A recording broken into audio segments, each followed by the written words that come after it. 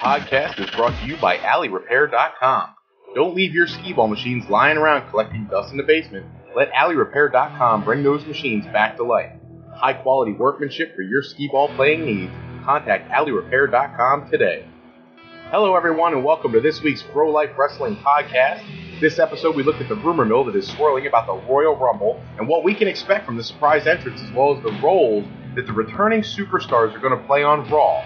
We discussed the ratings war that's beginning to develop between Raw and SmackDown, and we'll close out with a talk about the unique presentations of Ring of Honor, New Japan Pro Wrestling, Lucha Underground, and TNA all heading into 2017, and what the impact of their product might have on the overall wrestling landscape. First, let's delve into the rumor mill, and the big news out this week is that both The Undertaker and Shawn Michaels are scheduled to appear on the January 9th edition of Monday Night Raw.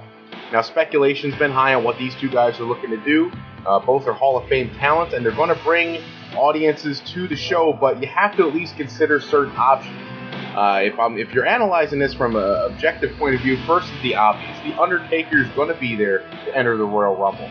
I think it's what everyone's expecting. It gives the scenario where The Undertaker could be more relevant before facing potentially John Cena at WrestleMania. More importantly, if Cena wins the WWE Championship, I would expect The Undertaker to win hands down.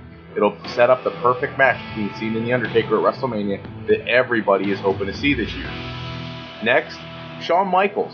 Could just be another big name to generate some new interest in the area, with the big announcement that WrestleMania 34 will be in New Orleans, and this Raw on January 9th being in New Orleans, that could be the push for Shawn to be there.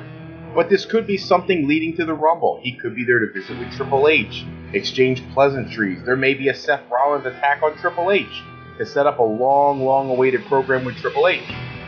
May even attack. We could see Seth Rollins attack Shawn Michaels at some point, pedigree him in anger, make it so it generates more frustration in Triple H, enough to start the build to WrestleMania. But to be honest with you, what I would really like to see him do, if I was booking this thing myself, I would book something that would garner the most interest. The swerve that leads to a dream match wrestling fans would clamoring for. 2 months ago, it was suggested that AJ Styles would be interested in the program with Shawn Michaels at the Royal Rumble. Unfortunately, and I say unfortunately because it's beating a dead horse, AJ is scheduled to square off with John Cena yet again.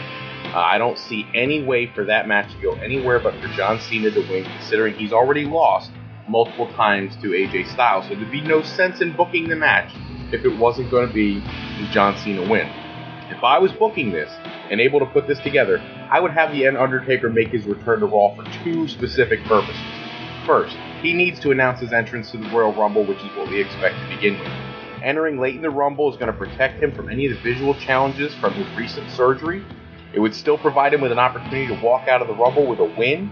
Even if he fails to win the Rumble match, he could still bring legitimacy to the final minutes of the annual Rumble and go in and issue a challenge the following Tuesday night to the new WWE Champion, who I suppose will be John Cena. Cena should defeat AJ Styles. He'd have a clear path to turn heel, as his in-ring promo last week clearly was teasing, and the dead man could challenge the new champion at this year's biggest show to give fans that dream match they've been waiting for a couple years now. As for Shawn Michaels, the second purpose for The Undertaker being there could be to relieve Shawn Michaels of his forced retirement, and for The Undertaker to give Michaels his blessing to enter the Rumble as well. At the Rumble, where I expect, I expect Cena to win the title, I would have AJ enter the Rumble as well. Have him square off, have him come to the Rumble after he's lost the world title, trying to get a guaranteed match back again. And in one of those moments where you have AJ Styles come into the Rumble and clear the ring, eliminate everybody, and he's standing there waiting for that clock to count down. When that buzzer goes off, have Shawn Michaels come out and give these two guys 2 minutes, a brief snippet of what they could do together, leading to a one-on-one opportunity for Mr. WrestleMania versus AJ Styles at WrestleMania. This would be a highly desired dream match, one that everybody was hoping to see at the Royal Rumble itself, being that it's going to be in Texas. But at the end of the day, that's a match you want to save for WrestleMania. With all that being said, neither Shawn Michaels nor The Undertaker are the most anticipated potential returns for the Rumble match in general. As a Wrestling Observer noted this past week, it reported that Kurt Angle has been telling promoters he's no longer taking bookings in April and will be returning to WWE soon. It wouldn't be the first time WWE's brought in a talent who had a couple dates left on their independent booking schedule, made them a focal point of their show. It's being said that Angle's return has always been a Vince McMahon decision, and the one that he would only make if he felt that there was some genuine interest in Kurt Angle returning. But let's think about this for a minute and review some recent history. When Sting came to WWE, Sting had been out of the public eye for a little while there. He took a break from TNA, and there was really, it's not like he was the buzz of the industry. Sting came to WWE in Vince's mind, at least in my perception, that Sting was never going to be a WWE guy and never a part of the long-term plan. He brought Sting in to bring in pay-per-view buys, and it worked.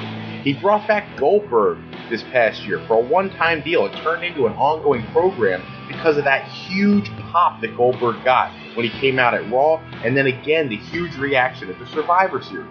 With all that being said, Kurt Angle is a homegrown talent. Something everybody always likes to emphasize is that Vince likes to promote homegrown talent. That's what Kurt Angle is. WWE has invested a ton of money over the years in Kurt Angle. It would make complete sense to bring him back for a program at WrestleMania. We've seen American Alpha win the tag team title. We've seen Shelton Benjamin on the cusp of a potential return. A surprise entrance at the Royal Rumble for Kurt Angle and an eventual match at WrestleMania only makes sense. Can he sign a one-off deal just for the Rumble for now? He comes in, does the Rumble, it won't interfere with his bookings later this year when he goes up against Alberto Del Rio and then again against Cody Rhodes all over the independent circuit. But then he's the perfect one to come in with someone like either Rusev, which has been talked about repeatedly. I know there's some people who are very high on a Kurt Angle-Rusev match, the U.S. versus the Bulgarian Brute and all that kind of stuff. That sounds wonderful, but I'll be honest with you, I think the money match that no one has ever mentioned that I think really could be a high-profile match for Kurt Angle would be against The Miz. I don't know very many people this past year who put on the performance like The Miz has. He's kind of had like this renaissance with his character. He put him on the mic, potentially going head-to-head with Angle in a high-profile match at WrestleMania. You don't have to put Kurt Angle in a world title picture, maybe an Intercontinental title picture, just to have the program. But at the end of the day, quality match from Kurt Angle at WrestleMania seems like it's all but a done deal. Next up on the list, the strange but intriguing ratings war that's beginning to build between Raw and SmackDown. This past week, SmackDown officially surpassed Raw for the first time. You have to wonder what Vince is thinking. He's got this 3-hour production of his A-level players, and they lose to the B Show. The B Show that has emphasized athleticism, young talents, and opportunity. The fans have responded. Until now, I don't think anyone at WWE headquarters thought that would ever happen. Now WWE is going to have to debate on how best to market this new viewership war to the best benefit of their business. I, for one, think it would be the best for business, to use the catchphrase, to leave the topic alone. Don't mess with it for a few weeks. Don't say it. Don't mention it on television. See if the trend continues. If it does, then WWE has a golden goose sitting there for them to exploit. They can push their creativity back to new heights the way it was at the height of the Monday Night Wars. As for the shows that are making the impact, and I'm not trying to throw out a pun there, but TNA, Ring of Honor, New Japan, Lucha Underground, all battling for their cut of the wrestling audience. I, for one, set my TiVo to record all of them, as I want to see every minute of every wrestling show you could possibly dream of that's available to me on DirecTV. I have to say the presentation by Lucha Underground in the past few weeks has been just cinematic genius. They've never claimed to be reality-based. They don't put on a WWE light show. Instead, they've brought comic book feel to the world of wrestling, using really exciting, very unique characters and emerging stars with really compelling, dramatic storylines each and every week. With the WWE being the dominant force of professional wrestling, Lucha Underground is an alternative. It's got a unique style and a unique presentation. It isn't for the purists out there, but it's definitely entertaining. And today's wrestling needs entertainment because that's how you're bringing in the audience. The old school wrestling fans, they've kind of dwindled at this point. Wrestling is actually on a downturn. We need to bring it back up to the top, and Lucha Underground is an opportunity to do that by appealing to a whole new audience. After Lucha Underground, I would have to say the presentation by New Japan every week on Access Television is next in line for viewership dominance. The way it's just based on pure, insane quality matches.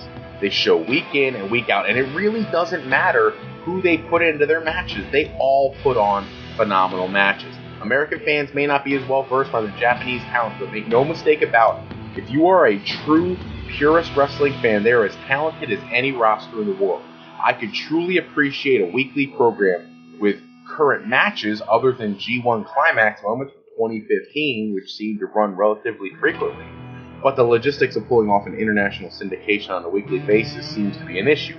Otherwise, I'm never going to get tired of watching AJ Styles versus Shinsuke Nakamura from January 2016, or Hiroshi Tanahashi versus Kazuchika Okada.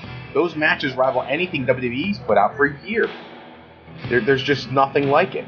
Ring of Honor, yes, they have great matches. TNA Impact as well. As much as people may not like all the backstage things going on with management and things like that, those two programs, Ring of Honor and TNA, may as well be carbon copies of each other, at least as far as visual presentation.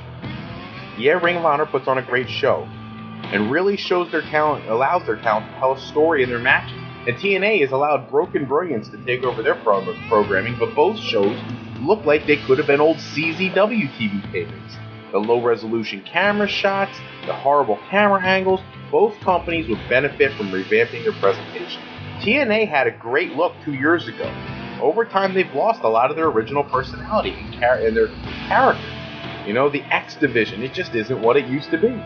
Ring of Honor still looks like ECW Light. I know when I'm going to get some flack for this, but, you need to be clear.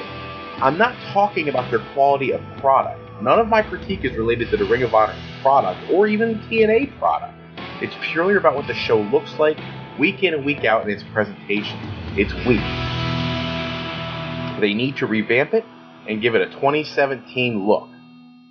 That's all the time we have for this episode, but check back with us in episode 2 where we open up the creative fantasy booking and discuss the rumored plans for WrestleMania and discuss what our dream card would be as well. WrestleMania 33 right around the corner. It doesn't hurt for us to think about, hey, what would we actually love to see on the card? This week's special thanks go out to bensound.com, purpleplanet.com, and Monk Turner for producing all the music and sound effects used throughout today's show.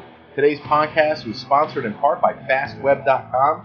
Search FastWeb's database and help your students access scholarships and financial aid information with the FastWeb free and easy-to-use scholarship search engine. Investigate the college of your dreams with the FastWeb College Profile search engine. Let FastWeb be your guide to higher education. To the U.S. News and World Report Best Colleges 2017, available at Amazon.com and Barnes & Noble. To Fofi Metal Detectors Plus, whether you're the casual hunter, the energetic beachcomber, or the underwater enthusiast, Fofi Detectors have solutions for all your metal detector needs. And again, to AlleyRepair.com. Contact Alley Repair today for servicing all of your classic skee-ball, pinball, and arcade needs. And to A&B Education of Lansdale, bringing intercultural education to talented students from around the world. We want to thank you for listening to today's podcast, and we encourage you to go to our website at www.frolifeplanning.com to learn more about what Mr. Fro can do for you and your path to higher education. Remember, Fro Life Educational Planning is for today, for tomorrow, and for life with Fro Life. I'm Fred Froelich, better known as Mr. Fro, and I want to thank you for taking a few moments with us today. We look forward to discussing more of the current events and rumors on our next show. So long, everybody.